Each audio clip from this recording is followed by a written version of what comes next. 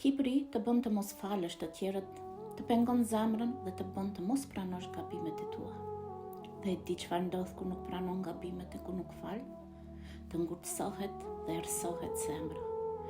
Të thahen kockat, të vjen smundja, fillon të përsërisësh cikle të njëjta, fillon të komprometosh, komprometon vlerat, komprometon dinjitetin, fillon të mposhtish të tjerët, të mos pranosh udhëzim, zemra ndotet, paqja largohet dhe trupi vuan. Fillon të ndjesh lodhje, stres dhe pasiguri, vazhdon të ecësh në të njëjtat rrugë që nuk të çojnë askund, të njëjtat gabime përsëriten. Dhe pastaj ndodh si me popullin e Beni Izraelit, një udhtim që duhet të zgjatte 40 ditë, zgjati 40 vjet. Pse?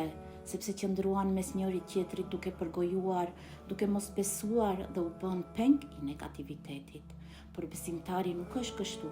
Besimtari është i vetëdijshëm për nefsin e tij, e lufton atë, e pranon kur gabon, e fal kur është lënduar, sepse ai e di se kush fal dhe përmison, shpërblimi i tij është tek Allahu.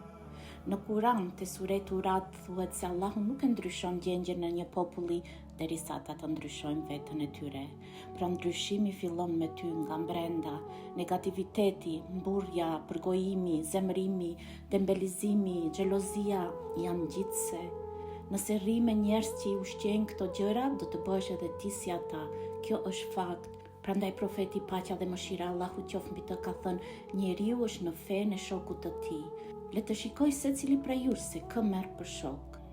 Prandaj mos prit, pastro dhe ndrysho rrethin, mos u shoqëro me secilin, pastro dhe ndrysho zemrën tënde që të ndryshosh realitetin. Sa herë që kryen një mëkat, një noll ose pikë errët të shtohet në zemër, dhe sa herë që kërkon falje me sinqeritet, ajo njoll largohet. Pra, si e bën këtë? Me rinovimin e mendjes dhe zemrës, me përkujtimin e Allahut, me dhikr, me istikfar, me namaz, me meditim, me durim, me besim. Transformimi i vërtet fillon nga brenda. Gjendja jote e brendshme reflektohet te njerëzit dhe bota përreth teje.